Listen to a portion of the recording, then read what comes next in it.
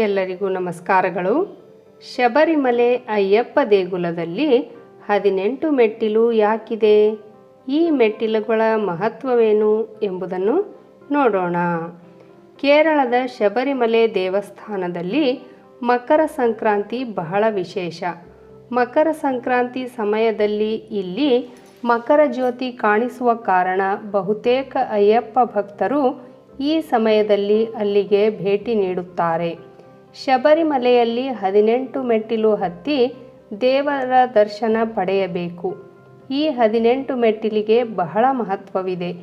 ಮಕರ ಸಂಕ್ರಾಂತಿ ಹತ್ತಿರ ಬಂದಾಗ ನೆನಪಾಗುವುದು ಶಬರಿಮಲೆ. ಮಕರ ಸಂಕ್ರಾಂತಿಯಂದು ಮಕರ ಜ್ಯೋತಿ ಕಾಣಿಸುವ ಕಾರಣದಿಂದ ಈ ಸಮಯದಲ್ಲಿ ಬಹಳಷ್ಟು ಮಂದಿ ಶಬರಿಮಲೆಗೆ ಭೇಟಿ ನೀಡುತ್ತಾರೆ. ಈ ಸ್ಥಳದಲ್ಲಿ 18ಕ್ಕೆ ಹೆಚ್ಚಿನ ಪ್ರಾಮುಖ್ಯತೆ ನೀಡಲಾಗಿದೆ.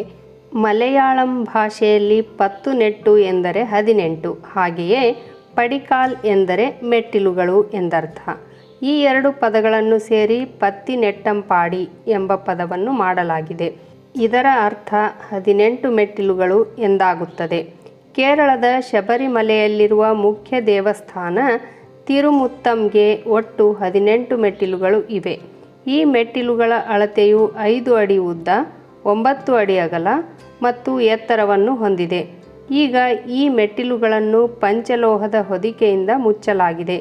ಶಬರಿಮಲೆ ಯಾತ್ರೆ ಆಚರಿಸುವವರು ತಲೆಯ ಮೇಲೆ ಇರುಮುಡಿಯನ್ನು ಇಟ್ಟು ಈ ಮೆಟ್ಟಿಲುಗಳನ್ನು ಹತ್ತಬೇಕಾಗುತ್ತದೆ. ಈ ಹಿಂದೆ ಪ್ರತಿಯೊಂದು ಮೆಟ್ಟಿಲಿಗೂ ತೆಂಗಿನಕಾಯಿಯನ್ನು ಒಡೆಯುತ್ತಾ ಗರ್ಭಗುಡಿಯ ಬಳಿ ತೆರಳುತ್ತಿದ್ದರು.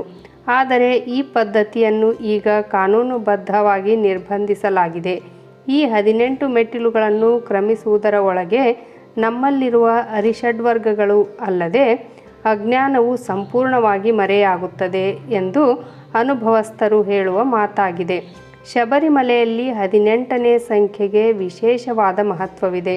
ಪುರಾಣದ ಪ್ರಕಾರ ವೇದವ್ಯಾಸರು ಬರೆದ ಪುರಾಣಗಳು 18, ಉಪಪುರಾಣಗಳು 18, ಕುರುಕ್ಷೇತ್ರ ಯುದ್ಧ ನಡೆದ ದಿನಗಳು 18, ಮಹಾಭಾರತದ ಅಕ್ಷೌಹಿಣಿ ಸೈನ್ಯಗಳ ಸಂಖ್ಯೆ 18, ಮಹಾಭಾರತದ ಪರ್ವಗಳು 18, ಭಗವದ್ಗೀತೆಯ ಅಧ್ಯಾಯಗಳು 18, ವೇದಗಳಲ್ಲಿ ಇರುವ ಅಧ್ಯಾಯಗಳು 18, ಅಯ್ಯಪ್ಪನ ಸನ್ನಿಧಾನವನ್ನು ಸುತ್ತುವರಿದಿರುವ ಬೆಟ್ಟಗಳನ್ನು ಮಲಯಾಳಂ ಭಾಷೆಯಲ್ಲಿ ಅಯ್ಯಪ್ಪನ ಪುಂಕಾವದಂ ಎಂದು ಕರೆಯುತ್ತಾರೆ. ಇಲ್ಲಿ ಅಗಾಧವಾದ ಸಸ್ಯ ಸಮೃದ್ಧಿ ಇದೆ. ಅಪಾಯಕಾರಿ ಕಾಡು ಪ್ರಾಣಿಗಳಿರುವ ಗೂಂಡಾರಣ್ಯ ಇದಾಗಿದೆ. ಆದರೆ ಅಚ್ಚರಿ ಏನೆಂದರೆ ಕಾಲುನಡಿಗೆಯಲ್ಲಿ ಈ ಅರಣ್ಯದಲ್ಲಿ ನಡೆದು ಹೋದರೂ ಯಾರಿಗೂ ಪ್ರಾಣಿಗಳಿಂದ ತೊಂದರೆ ಉಂಟಾಗುವುದಿಲ್ಲ. ಇದು ಈ ಕಾಡಿನ ವಿಶೇಷ. ಅಯ್ಯಪ್ಪ ಭಕ್ತರನ್ನು ಯಾವುದೇ ಪ್ರಾಣಿಗಳು ಹಾನಿ ಮಾಡುವುದಿಲ್ಲ. 18 ಬೆಟ್ಟಗಳ ಹೆಸರುಗಳು ಹೀಗಿವೆ: ಪೊನ್ನಂಬಲಮೇಡು, ಗೌಡನಮಲೈ, ನಾಗಮಲೈ, ಸುಂದರಮಲೈ, ಕರಿಮಲೈ, ಮಾತಂಗಮಲೈ, ಮಾಯಿಲದುಮಲೈ, ಶ್ರೀಪಾದಮಲೈ, ತೇವರ್ಮಲೈ, ನೀಲಕ್ಕಲ್ಮಲೈ, ತವಪ್ಪರಮಲೈ, ಚಿತ್ತಂಬಲಮಲೈ, ಘಾಲ್ಕಿಮಲೈ, ಪುತ್ತುನ್ಸೆರಿಮಲೈ, ಕಲಕಟ್ಟಿಮಲೈ, ಇಂಚಿಪ್ಪರಮಲೈ, ಶಬರಿಮಲೈ, ನೀಲಿಮಲೈ. ಹಿಂದೆಲ್ಲ ಈ ಅಯ್ಯಪ್ಪ ಸ್ವಾಮಿ ಭಕ್ತರು ಈ ಮೇಲಿನ 18 ಬೆಟ್ಟಗಳಲ್ಲಿ ಇರುವ ದೇವಾಲಯಗಳಿಗೆ ಭೇಟಿ ನೀಡಬೇಕಾಗಿತ್ತು.